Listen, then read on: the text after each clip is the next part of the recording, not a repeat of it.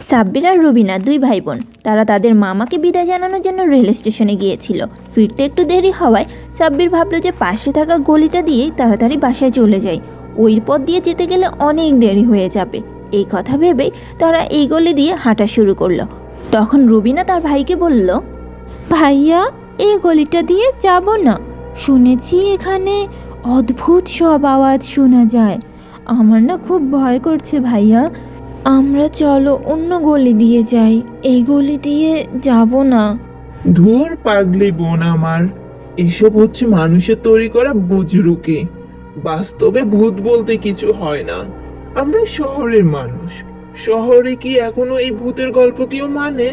বল, এগুলো আসলে বাচ্চাদেরকে ভয় দেখে ঘুম পাড়ানোর জন্য বলে, আর তারা যাতে বাইরে না বের হয় এই জন্য বলে। বাস্তবে ভূত বলতে কিছু হয় না বোন, তুই একদম ভয় পাস না। আমি আছি না, চল আমরা ভালোভাবেই বাসায় চলে যাব। একদম ভয় পাস না, চল আগাই। ভাইয়া, দেখো এটা কে? কেমন একটা ভয়ঙ্কর দেখতে। কে তুমি? তুমি এত ভয়ঙ্কর কেন দেখতে? তুমি মুখে এত রং লাগিয়েছো কেন? আমার গলিতে এসে আমাকেই জিজ্ঞাসা করছো আমি কে? আমি এই গলির মালকিন, এখানেই আমি থাকি। তোমরা কেন এখানে এসেছো? এখানে তো কোনো মানুষ আসতে পারে না। তোমাদের এত সাহস কি হলো এখানে আসার? দেখো, এভাবে কথা বলে আমাদের একদম ভয় দেখাবে না। আমরা ভয় পাই না। আর কি বলছো এখানে মানুষ আসে না? আমি তো চারপাশে মানুষের কাপড় দেখতে পাচ্ছি। তুমি মুখে রং লাগিয়ে এসে আমাদের ভয় দেখাচ্ছ? আরে, এই ছেলে বলে কি আমি নাকি ভয় দেখাচ্ছি মুখে রং লাগিয়ে? তোর এত বড় সাহস হলো কি করে আমার মুখে রং নিয়ে কথা বলার? দাঁড়া, আজকে তোদের আর আমি এখান থেকে যেতে দিচ্ছি না। দাঁড়া, আমি কি করি দেখ। সাহস থাকলে এখানে দাঁড়া, একটু অপেক্ষা কর, একটু পরেই বুঝবি আমি কে আর এই গলিতে আমি কি করি। যাবি না কোথাও, দাঁড়া। শাকচুন্নি চোখের আড়াল হতেই সাব্বির আর রবিনা বাড়ি চলে আসে দৌড়ে। সাব্বির তার নানিকে বলে, জানো না নে, মামাকে বিদায় জানিয়ে আমরা বড় গলি দিয়ে না এসে ছোট গলি দিয়ে আসছিলাম। ওই গলিতে একটা লাল রঙের মহিলাকে দেখতে পেলাম, যে আমাদেরকে খুব ভয় দেখিয়েছে। আর রুবিনা তো খুব কান্নাকাটি শুরু করে দিয়েছিল। এই মহিলাটা কে? আর এমন অদ্ভুত সাজ দিয়েছিল কেন? শোনো বাচ্চারা, ওই গলি বহু আগেই অভিশপ্ত। ওই গলিটা ভালো না। ওখানে অনেক খারাপ খারাপ ঘটনা ঘটে। অনেক বছর আগে এক নববধূকে খুব অত্যাচার করা হয়েছিল। অত্যাচার করে তাকে ঘরের বাইরে বের করে দিয়েছিল তার শ্বশুর বাড়ির লোকজন। পরদিন সকালে সবাই তার দেহ দেখতে পায়, তার প্রাণ ছিল না। তারপর থেকে তার আত্মাটাই শাকচুন্নি হয়ে ঘুরে বেড়ায়। কয়েক বছর আগে ওই গলি থেকে সব মানুষ চলে গিয়েছে। ওখানে এখন আর কেউ থাকতে পারে না। ওর আত্মা মানুষ খুঁজে বেড়ায়।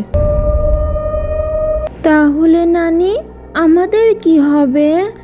আমাদেরকে তো সে আজ অনেক ভয় দেখিয়েছে। আমাদের বলেছে সেখানে দাঁড়াতে, আমাদেরকে নাকি নিয়ে যাবে কোথাও। এখন আমাদের কি হবে? ভয় পেও না নানুমণি, আমি তোমাদেরকে এমন কিছু একটা দিব যেটা দিয়ে তোমরা তাকে হারাতে পারো। সে যদি তোমাদের ক্ষতি করতে চায়, তোমরা প্রতিহত করতে পারবে। একটু দাঁড়াও, আমি তোমাদের জন্য কিছু একটা নিয়ে আসব। পরদিন সকালে সাব্বির তার বোনকে বলল, রুবিনা, আজ রাতে আমি আবারও সেই গলিতে যাব। আসলে ওটা শাকচুন্নি কিনা আমি দেখব। কি বলছো ভাইয়া? তুমি ওই গলিতে আজকে আবার যাবে? কালকে আমাদের কি ভয় দেখিয়েছিল মনে নেই? তুমি যেও না ভাইয়া। ও যদি সত্যি সত্যি তোমার ক্ষতি করে দেয় বা তোমাকে যদি নিয়ে চলে যায়? আরে না, কোথায় থেকে আমাকে নিয়ে যাবে? আমি তো জাস্ট দেখতে যাব এটা আসলেই শাকচুন্নি কিনা।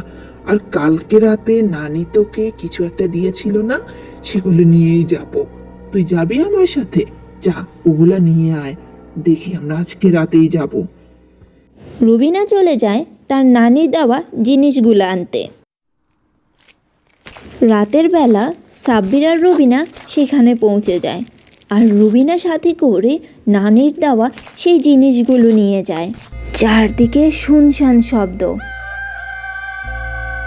সাব্বির আর রুবিনাকে দেখে শাকচুন্নি হাজির, যেন ওদের জন্যই অপেক্ষা করছিল। কি রে, কাল রাতে তো পালিয়ে গিয়েছিলি, তা আজ আবার কেন আসলি? ও, আমি তোদের খেতে চেয়েছিলাম, তাই বুঝি ধরা দিতে এলি? খুব ভালো করেছিস, তোরা তো দেখছি খুব ভালো বাচ্চা। আজ আমি তোদের খেয়েই ফেলবো। হি হি হি হি হি। শাকচুন্নির কথা শেষ না হতেই রুবিনা তার নানি দেওয়ার লবণগুলো শাকচুন্নির দিকে ছুটতে থাকে, কিন্তু এই লবণের ঝাঁজ শাকচুন্নি কোনোভাবেই সহ্য করতে পারে না। বারবার ঘুরে এসে সেই সাব্বির আর রুবিনার সামনে দাঁড়ালো। তাদের উপর তার এখন অনেক ক্ষোভ। সে বলে উঠল, তোমরা কি ভেবেছো এগুলা করে আমাকে এই গলি থেকে বের করতে পারবে? না, আমি তোমাদের কাউকে ছাড়বো না, কাউকে না। তোমরা আমার সাথে এগুলো করেছো, এখন তো আমি তোমাদের নিয়েই যাব। তোমাদের অনেক সাহস বেড়ে গেছে না? আজকে তোমাদের আর কেউ বাঁচাতে পারবে না। দেখুন, এমন করবেন না, আমরা জানি আপনার সাথে খারাপ কিছু হয়েছিল। যারা এগুলা করেছে তারা নিশ্চয়ই শাস্তি পাবে। আপনি শুধু শুধু অসহায় মানুষদের এখানে শাস্তি দিবেন না। এটা মানুষের চলার পথ, মানুষের থাকার জায়গা, মানুষকে থাকতে দিন। আর আপনিও চলে যান, তাদের শাস্তি হবেই। তোরা আমার দুঃখ বুঝেছিস, এই জন্য তোদের আমি ছেড়ে দিলাম, তবে তাদের আমি ছাড়বো না। এই গলি আমারই থাকবে। এই বলে সেই রাতের মতো শাকচুন্নি বিদায় নিয়েছিল, তবে সেটা শুধুমাত্র সাব্বির আর রুবিনার সামনে। তারা চলে যাওয়ার পর শাকচুন্নি আবারও বেরিয়ে এলো।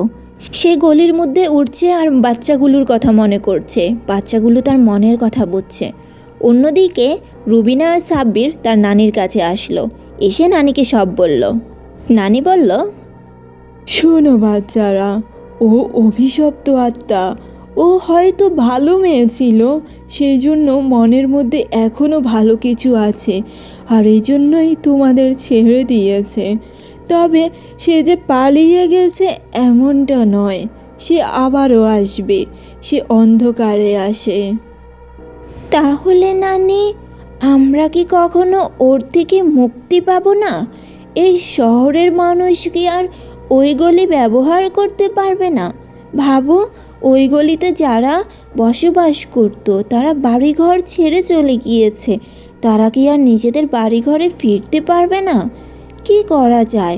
এমন হলে তো খুব অন্যায়। রুবিনার এই প্রশ্নের উত্তর তার নানির কাছে ছিল না। তবে তাদের মতো আমারও প্রশ্ন, শাকচুন্নি কি তবে আবারও ফিরে আসবে?